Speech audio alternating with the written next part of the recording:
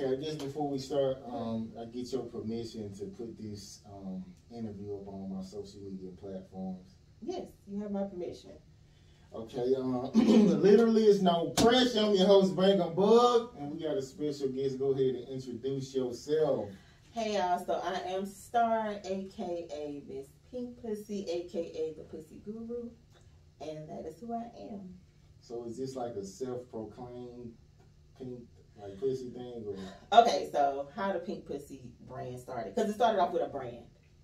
I was one of those people who was really self-conscious as a kid, on up until early adulthood, because of my complexion, my wide nose. I don't have European features, you know. I got black people features. And I just was self-conscious about a lot of stuff, including my vagina. That was one thing I was self-conscious about. I just felt like it was too fat. I was like, I need to get a vagina reduction. You know, so. That's new right there. And I was talking to one of my battle buddies, because I was still currently in the military. And he was like, you need to embrace who you are, you know. And I was going through my own battles, battling PTSD and all that crap. And he was like, you need to embrace you, everything about you, your vagina, everything. So I was like, embrace. And I said, embrace the pussy. So that was the first attitude T I came up with, embrace the pussy. So it just kind of flourished from there. I came up with my acronym for pussy, which was push until success satisfies you. So that's my acronym for the word pussy. And it just went on from there. I just started creating a lot of attitude teas and stuff just to empower women and not to be scared to say the word, because, I mean, it's not a bad word, you know. And that's how it went from there. And then I've always done music. I've been doing music since 2009. So one of my homeboys was like, Miss Pink, you know, and I was like, I kind of like that. It goes with the brand and everything. So I just kind of like took the name. And even with my brand, it's not just about attitude teas and stuff. You know, I actually used to teach people on vaginal health, you know, because vaginal health is something that surprisingly a lot of women don't know how to do. I was talking to one of my friends who lived in the Bahamas, and she was like, could you please do a live on Facebook, because like a lot of my fan base who are women, and she was like, being from the Caribbean, she was like, it's not really a thing that's talked about. It's not really a thing that people know. So in my mind, I'm like, it can't be that bad. So we did the live, and it was crazy, like how many questions I got DM'd me on how to keep your pH balance together, like what to do, what not to do to keep your pH balance. And like we all fall short, because like, you know, certain things, like when you buy underwear, you should wash them first, because there's no telling what type of chemicals, what it's been through. Cotton underwear are always the best. Thongs are not recommended because they often cause yeast infections. Certain foods. It's just a lot of stuff, and it's a lot of information, and it's a lot of things that people and women didn't know about it. So that's kind of like where the brand derived from, and it all came from my daughter, who surprisingly, when she was about 4, I would let her bathe herself, and at one point it became hard for her to use the bathroom. So I took her to the emergency room, because I'm like, what the fuck is going on? She had a yeast infection because of the soap. And that's another thing people don't understand, like you should use certain soaps down there, and it's just a lot of information. But that's what basically made me create the brand, and that's how Miss Pink Pussy was created. So that's basically what it's about. Like when people hear the pussy word, they think it's something vulgar, but that's not what my brand is about, you know. So did somebody tell you it was fat, or like you just? I just knew. Women know about their vagina. I just knew. Anytime you can buy some cute little thongs and your lips hanging over on the side, that's fat. You agree? Yes. Yes. That's funny. That's new. Okay, so you grew up with both of your parents? I did. I grew up with both my parents. But was it a loving situation? No. Why wasn't it loving? My dad, he started, like, when we were, like, 2, 3, 4, he was, like, the best dad, like, and then he got addicted to crack. And once he got addicted to crack, it was crack and alcohol. So he was like a crackhead / alcoholic. And it got to the point where he would beat the shit out of my mom all the time. So we saw that. And my mom, she was trying so hard to get away from him, like she was never around. So it's like they both were in the house, but they both weren't in the house because she was trying to get away from him. He was coming in drunk and high all the time. And so my grandmother, she lived with us. We lived with her. So she was like mom. She was there all the time. She made sure we were fed. She made sure we were clothed. She made sure we had everything we needed, you know. But the toxic stuff, we still experienced it, you know. So how old was he when he got on crack?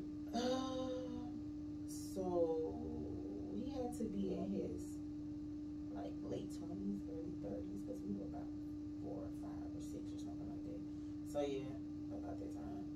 But before then, my dad was the best. He played football. He was just like a really good dad. But once he got addicted, it just went from. I had a few people I went to school with, like they started doing coke and then they couldn't afford it and they just started smoking crack. Yeah.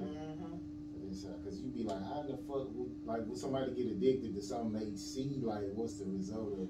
And it's just, you know, and it's like people who are on drugs are always chasing that first time high, which is something you'll never get. You know, that first time high is what they experience, and then they always chasing it, but they never can get that back. You know, so. Is it an experience like you had that you chasing that feeling, but it not necessarily might not be drugs? No, because everything I chase, I accomplish. You know, so it's never like something I'm chasing and I never get to it. You know what I'm saying? So. Okay. Let me see. Okay, should you ever like match your boyfriend's energy? Have you ever tried it? Or has he ever tried to match your energy? I mean, okay, so I'm older, you know, so I'm 39. So I don't do that. I don't try to match your energy. If our energies is not connecting, then we need to part. We don't need to be together no more. So that's my thing. I don't do that. If he cheated, I'm a cheat back. No, I'm out here. You know what I'm saying? If we trying to match some goal-getting energy, like, yeah, of course, I'll match that because that's progressing the relationship. But if it's some crazy stuff like cheating because my thing is communication. And I guess it just came with my age, like, communication is key. If we're not communicating and we just mad at each other all the time, and, like, that's not going to work for me. You never cheated? No. I don't ever want me to say it. Okay, so in my younger days, when I really didn't have this mindset, yeah, of course. You know what I'm saying? Because I was young as shit. I didn't know what the hell I was doing. But as I got older and as I saw what it does to people, and when it happens to you, what it does to you, I don't do that. I would just rather leave. Okay. So, like, have you ever, like, I guess give me your worst experience, like going through, like, cheating. Let me think.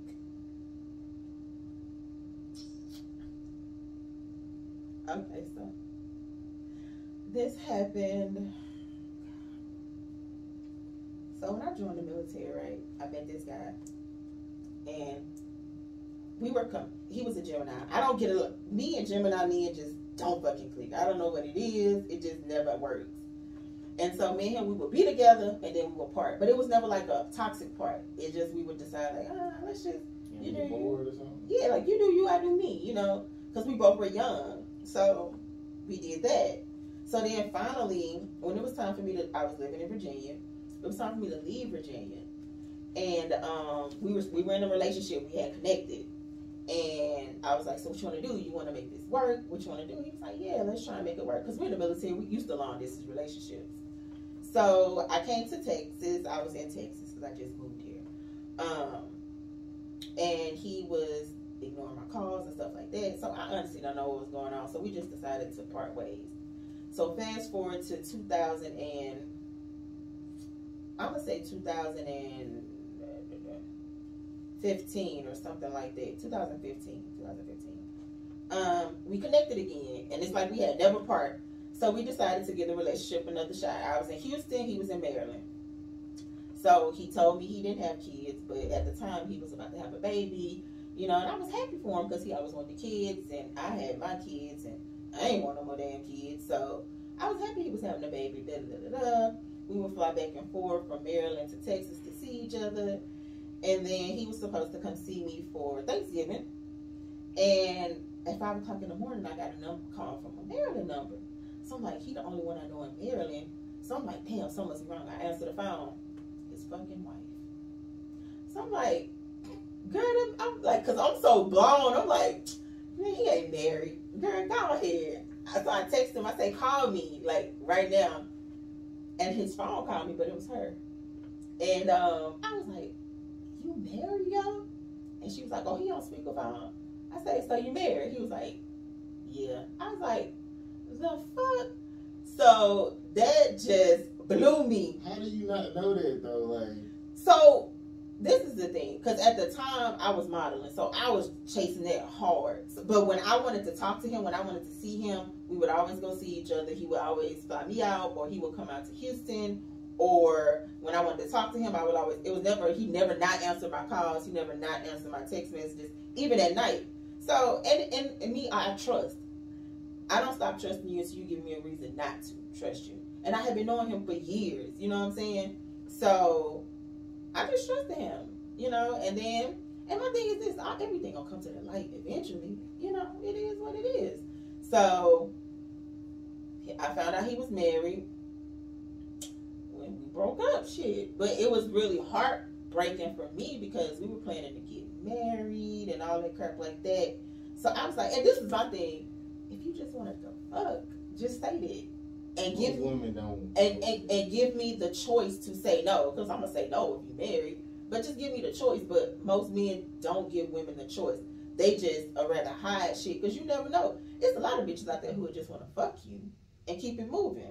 Most of them. Nah, I know. Most of them just won't go for this. This new generation, yeah, they do.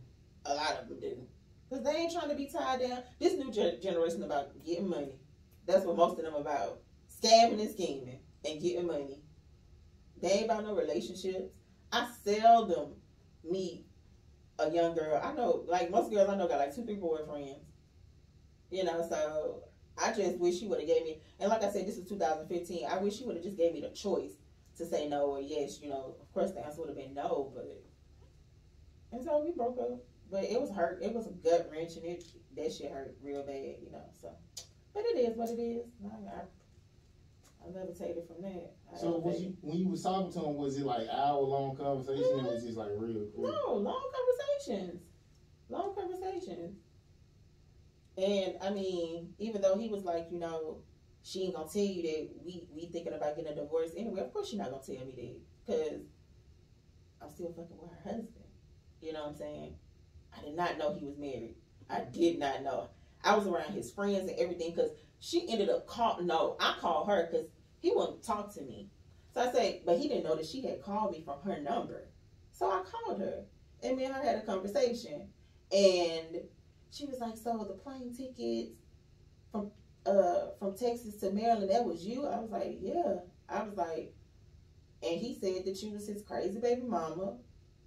And that's basically, and I was around his friends, and I named his friends, and she was like, oh my God, they were just at my house. Like, you know, they was covering for him, so. I wonder what kind of work she do for him to do this. She a bank manager. So she was always, because I didn't know who she was at first. And she kind of like, not bank manager, she like CEO, bank CEO. So she ran a few branches, you know what I'm saying? So she had a really demanding job. And then I'm guessing like when she had her baby, because their baby was, you know, conceived through in vitro, which was, you know, so that was kind of like a lot of focus on the baby and stuff like that. So, I mean, but it is what it is. I left his ass alone. Okay, it's a quote that said, a person who left you in anger will always come back, but a person who left you with a smile will never be back again. So, I guess tell me how you can relate to that quote if you can.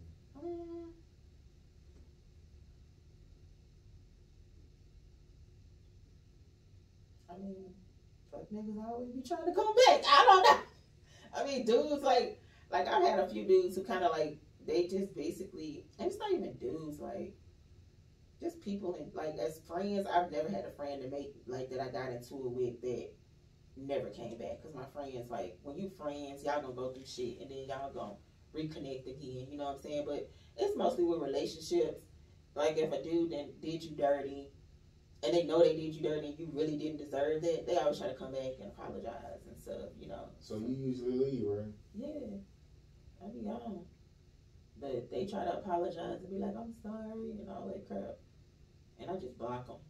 I'm the block queen. I would block the shit out you. Okay, I guess give me a toxic behavior that you need to work on. So where like dudes be cheating on you, or you feel like it ain't you. Well, now, cause I'm in a relationship, so I guess back then a toxic trait I had was I had really bad anger issues. So you get dudes? I hit, yeah, I used to do that. Usually that's what they mean. Like I had real bad anger issues, and it had nothing to do with the dude. It was just me. I had a lot of healing to do, a lot, because I was still carrying anger from a child, from me being in the military. I was just carrying a lot of anger. Okay, a small misunderstanding will expose how people really feel about you. So, have you been through that recently? Nope, not recently. I'm just at a place of peace where all the people around me are just really positive people. I don't really hang with people who, if you give me a bad vibe, I just kind of remove myself from you immediately. I don't stick around for that. And like I said, I think it comes with age, you know? That's what I think it comes with. Because like back in the day, I used to be a people pleaser. I would just hang around people even if they fucking did me dirty. I would still hang around them because I'm like, oh, she my friend and da-da-da-da. But then a lot of times people don't be having your best. Some people just don't have your best interest at heart. And you just have to realize that. Give me an example of them. So she was my friend. And I would help her out a lot. Like, I would help her. I would go to her house at like 2 o'clock in the morning. And, you know, and I would help her with her brand and everything like that. But it's like when she would have opportunities knowing I had my brand, it was never like, hey, this going on, you should come or whatever like that. None of that. And I started noticing it, but I was like, you know, maybe she just forgot, you know what I'm saying? And then it was just like, she would talk to me real crazy, but I would kind of like throw it under the rug. So I'm like, oh, she my girl, you know, she just angry or whatever. But then it's just like, it just kept happening. It just kept happening. And I had to excuse myself from that situation because I'm like, your friends are not going to make you feel bad.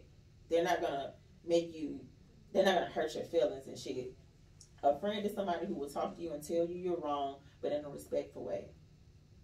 And she wasn't doing that. And so I just excused myself from that situation completely, you know. And even her people knew. They was like, why you don't come around anymore? I was like, y'all know why I don't come around no more. Because she did it to her own people. Like, she just was fucking mean and rude. So I had a friend like that, but he was broke, and once he got some money, he started talking crazy to me.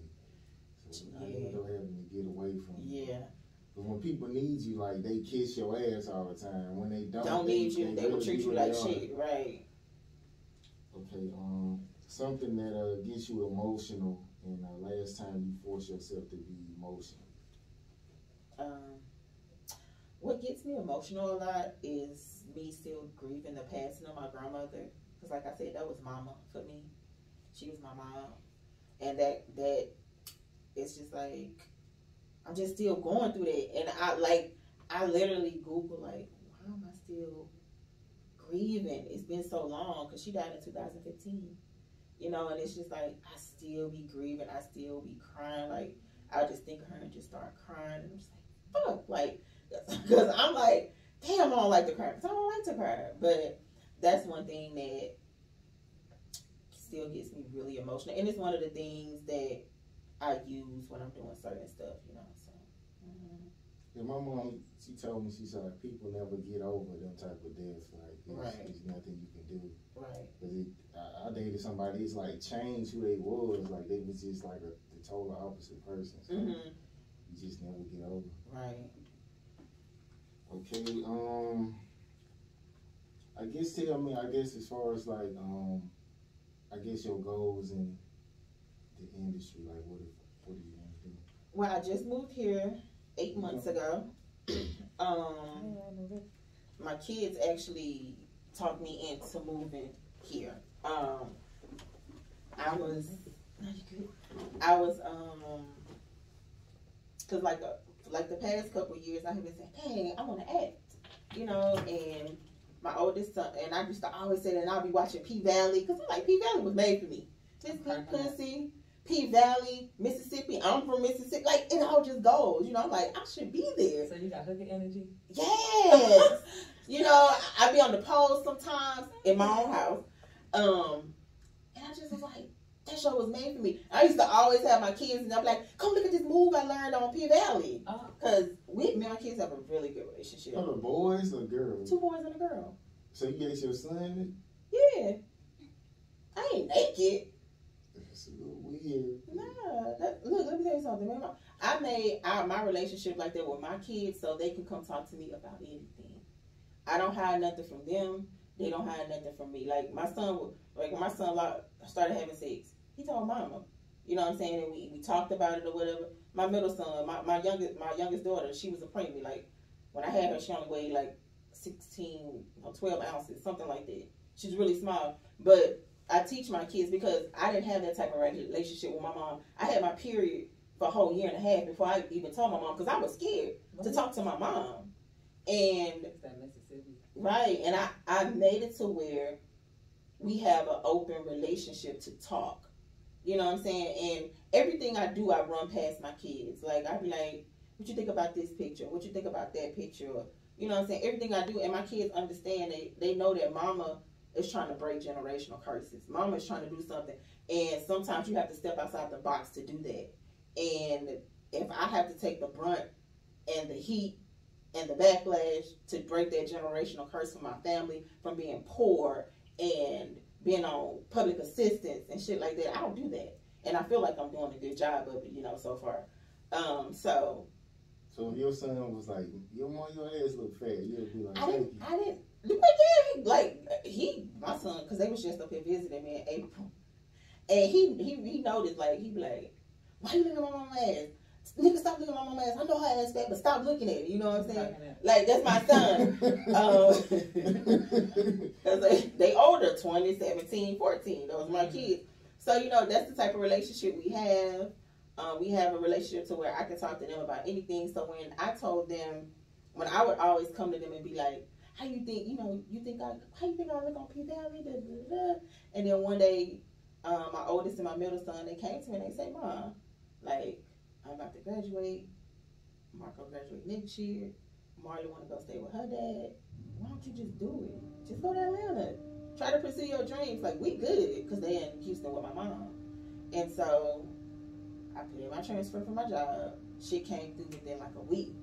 My boss was like, I've never seen that before. Like, I've never seen a transfer come through that fast.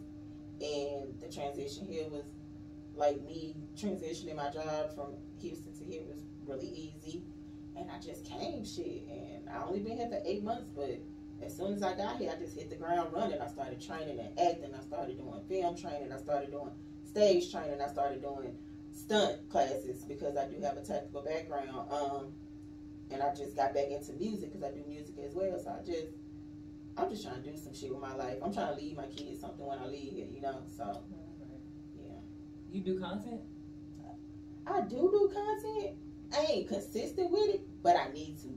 OnlyFans? That ain't what you talking. That's what I know I'm asking. No, I don't know OnlyFans. You should the scenes that you like on P Valley that you can imitate. You should just put your video next to that. And I have my monologues too. I do that. I just don't be uploading. Girl, do them. I got that. I do. Viola Davis. I love her. I took an excerpt out of her book. That's one of my monologues because her book is amazing. You should read it if you haven't because it's good for actresses. Oh my God. I cried the first 2 times I read this book. I'm on number 3 now. But yeah, you know, I don't do OnlyFans, but I do like acting content. I mean, people want to see that. She said her coochie be hanging off. I'm not gonna show nobody. So basically, I told him. See, he's telling you a little bit of the story. So I told him at one point in my life, I was so self-conscious about everything about me. My color, my nose, my hair, my body, my vagina. And I wanted to get a lip reduction down there. I did. And I was talking to my homeboy. He was my battle buddy. He was like, you need to embrace everything about you.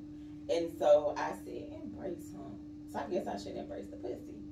And that was my first attitude tee for my brand, the Pink Pussy brand. That was my first attitude tee. And it just flourished from there. It went pussy over everything. I got fuck panties, let the lips breathe. I got my acronym for pussy, push until success satisfies you. You know, and then like I told him, I teach vaginal health. I teach how to clean it, what you need to do, what you need to eat to keep your pH balance good. You know, it's more than just that. Yeah, it's more than that. It's more than the lips. Yeah, it's more than the lips. That was a highlight, Evan. I was just throwing in a highlight. That's what I like. I'm crying. Okay, I guess something you didn't put enough thought into, or something you made you overthink. I think I ain't put enough thought into when I went to the military. Lord Jesus, I ain't put enough thought into it. What branch you went to? Army. Because it was just not.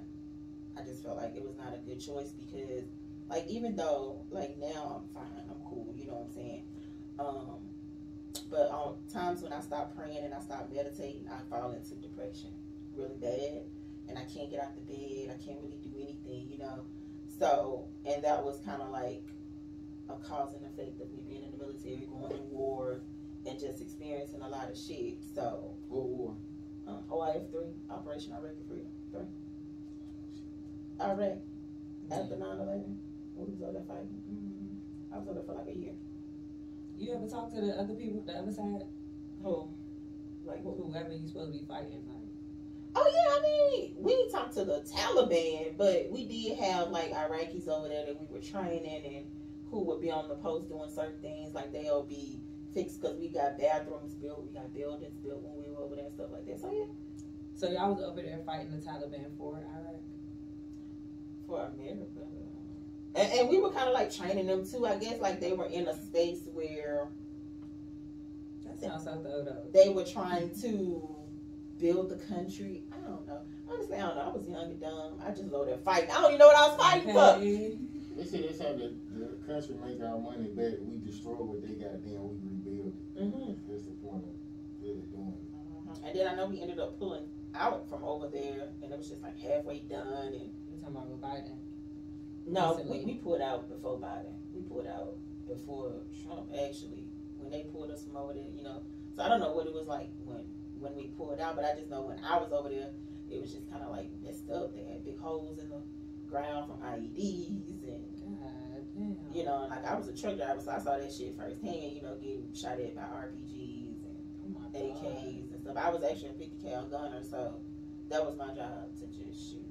And, this is Call of Duty in real life. Hell no. You know, I worked with a guy, he was saying like when he was over there, like you can hear the bullets. Oh yeah, of course. I remember one day I had a breakdown though, because I was on tower guard. We had the M240 in our tower, and they just started attacking the post. And it was me and my tower buddy Flores.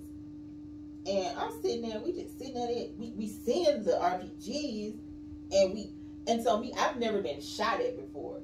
So when bullets are coming past you, they sound like mosquitoes. It's like, choo, you know. So I'm like, what the fuck? So I'm like, what is that? And he grabbed me like this, and he pulled me down to the ground. He's like, they shooting at us.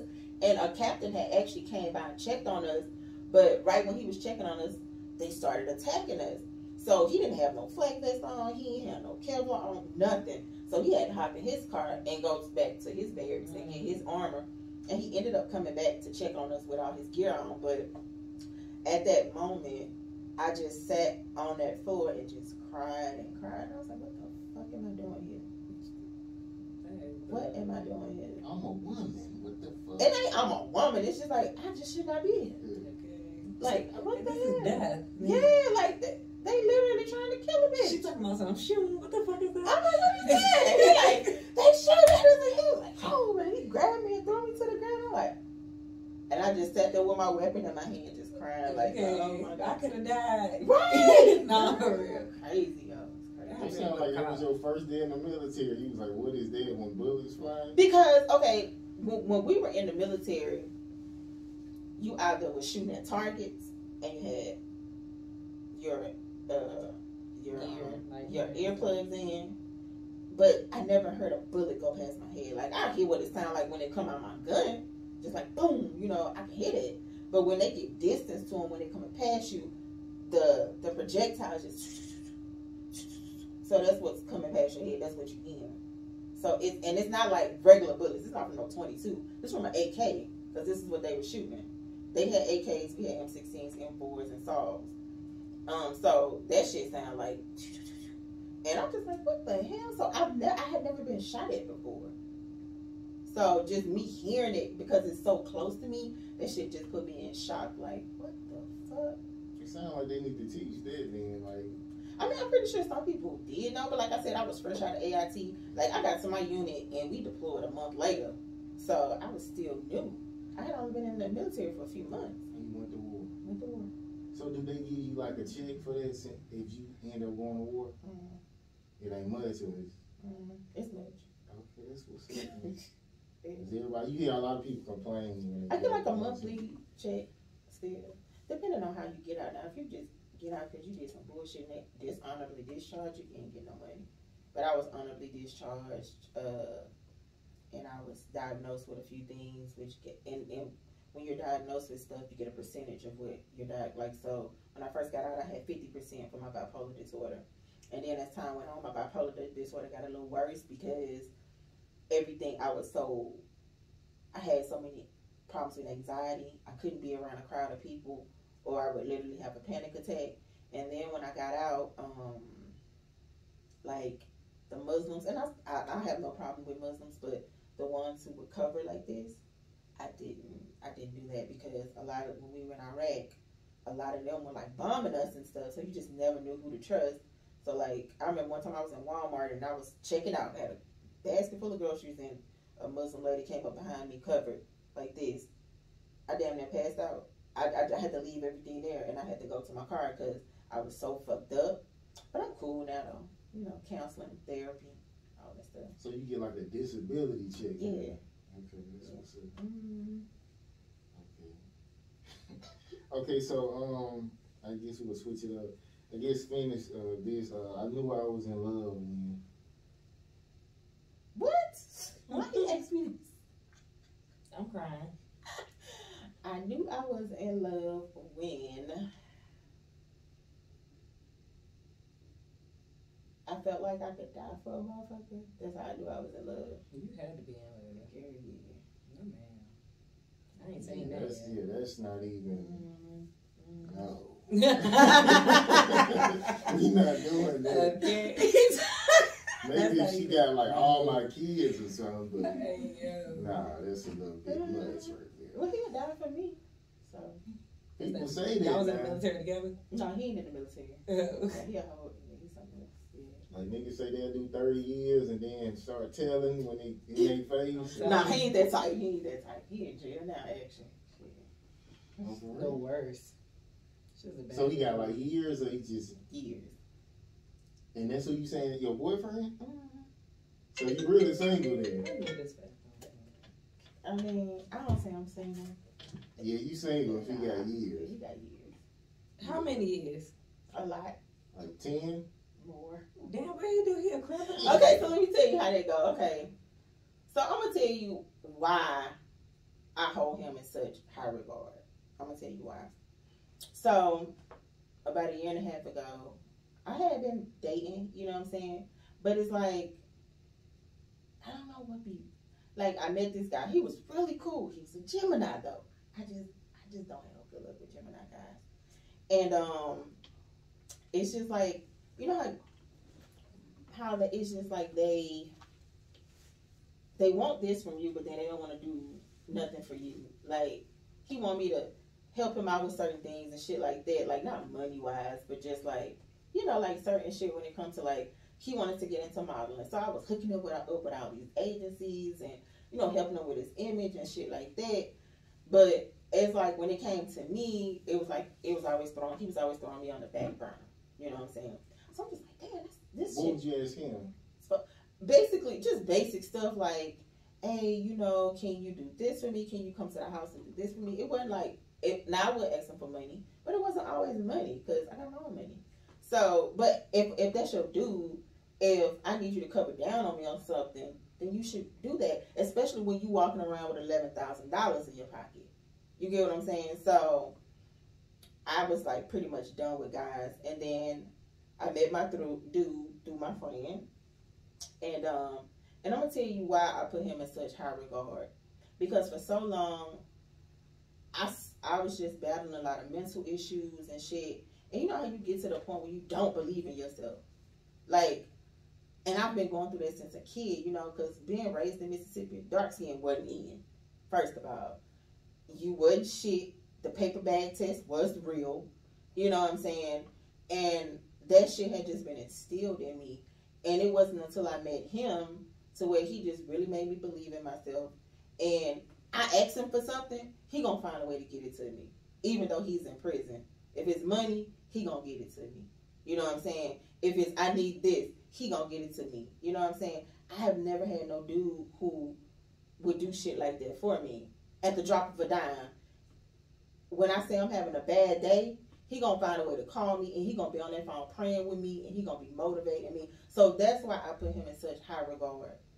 That's why. It ain't about sex, because I can go without sex. It's been over a year now since I've had sex. Baby. I done had enough sex to fucking last a lifetime, so I'm good on that. How many dudes? None of your damn business. I thought you might want to throw No, I ain't gonna throw that out there. But it's just like I don't need that. You know, I need the mental now. Like I'm to the point where I need the mental. When back in my young days, you know, yeah, sex was a big thing. That's not big for me no more. What's big for me now is chasing my dreams, breaking generational curses for my family, and accomplishing my goals. That's what's big for me right now. So, how many years though? What? How many years you got? A lot. I would guess 25. 25? No. More than that? That nigga got life? Life. What the hell? So what you waiting on the appeal? So no, he did win his appeal to get resentenced. So we waiting for that. And then once he gets the appeal and they resentence him, depending on what they resentence him to, that's going to determine the outcome of the relationship. But like I said, I live in the moment. I'm using it for what I can use it for now. I'm using it for motivation. I'm using it for, get your ass out there and accomplish your goals, which is what he does for me. So if he go to trial and they say, you still got life, we're going to revisit the relationship. And because it's been cool for me now, because being with him for we've been talking for like a year and a half now, has really grounded me to accomplish my goals. It really has. You know, because I'm the type, when I'm with somebody, I put a lot of focus on you, and I lose myself. That's women. Yeah. So, him being there, and me not having to focus on him, but I still get that motivation. I still get that, hey, this is what you... And then he's really, really smart. So, he's showing me how to invest in the stock market. He's showing me different things I can invest in. He's giving me different knowledge on, because he's real spiritual. So, he's always recommending books. He's always recommending things to get your power back. So that's what he does for me. And so because when you're in a relationship, buddy, it's always a quid pro quo.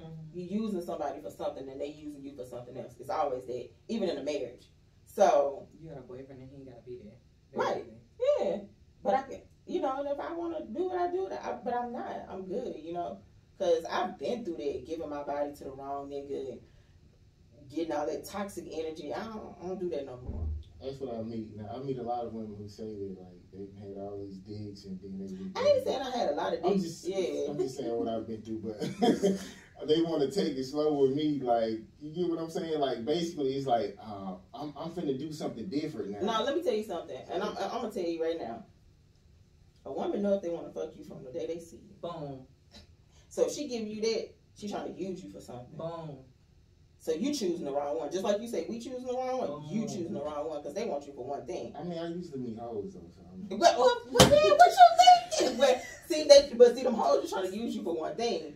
because they thinking you a sucker. But I'm just saying, if we both finna be useful, so if I'm doing some shit, you finna be doing some shit. So if you not, then we finna cut this shit Because off. let me see, the first attraction is physical attraction. I don't give a damn what nobody say. The first attraction is physical attraction, and women will put up with certain shit if a nigga fine, if you got money.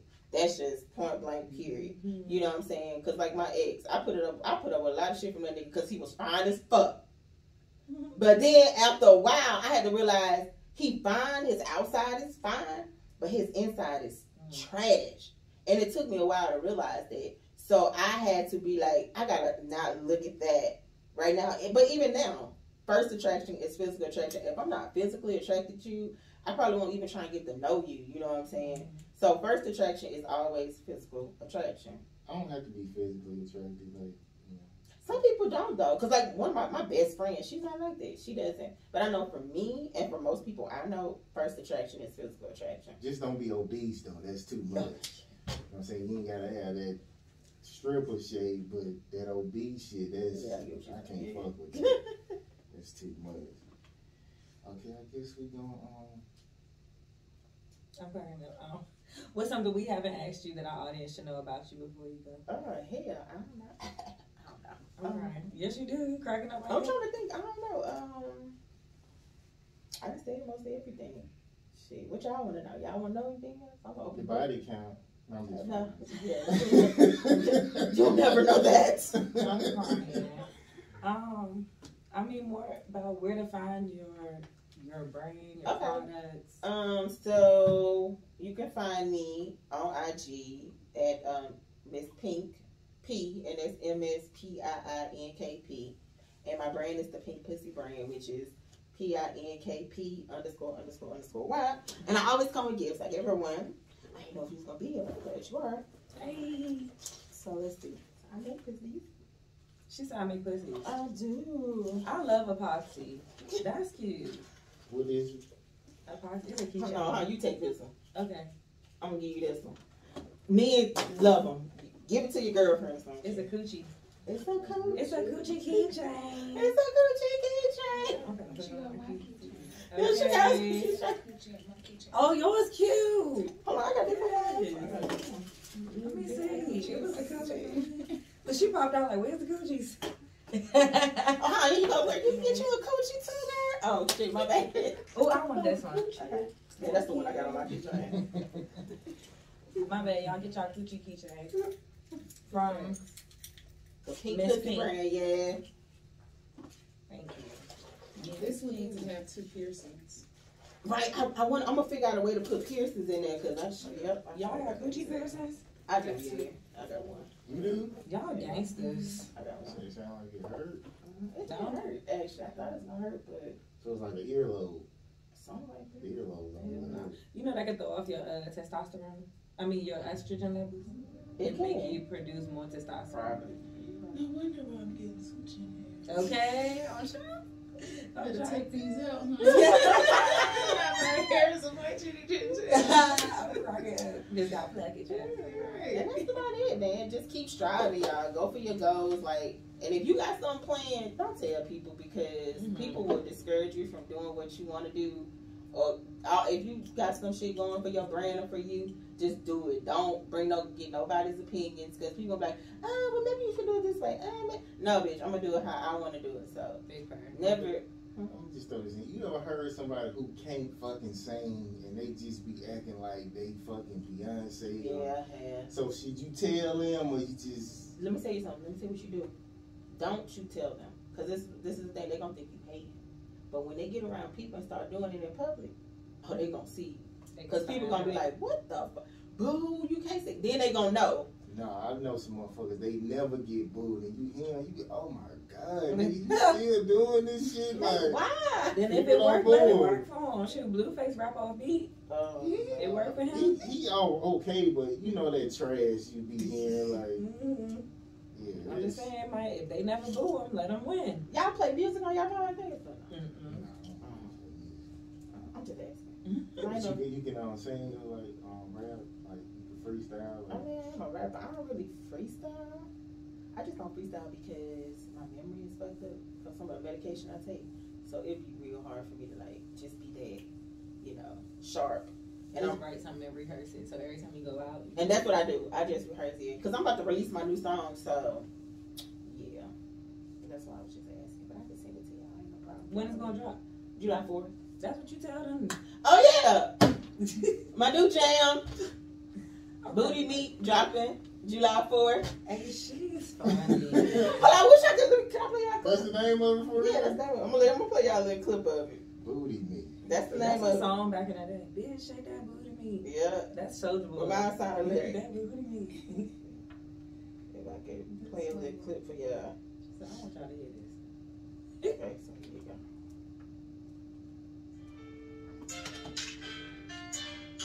Trap beat. Super beat.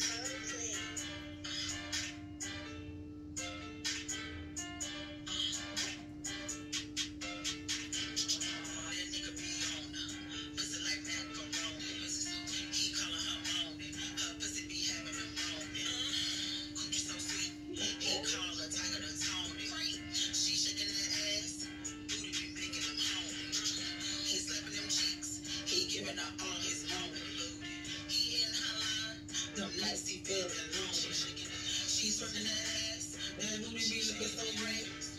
He licking her cheeks, he eating up all her cakes. She dancing the street with no shoes on her feet. She twerking that ass, see that booty. She dancing the street with no shoes on her feet. She twerking that ass, see that booty. She dancing the street with no shoes on her feet. It's like the song you'll be on. She dancing the street with no shoes on her feet. It sounds like your song. I do that. No, hey, yeah. So that's a little clip of my song dropping July 4th.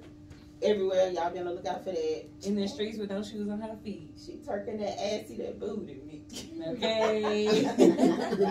Okay, literally is no pressure.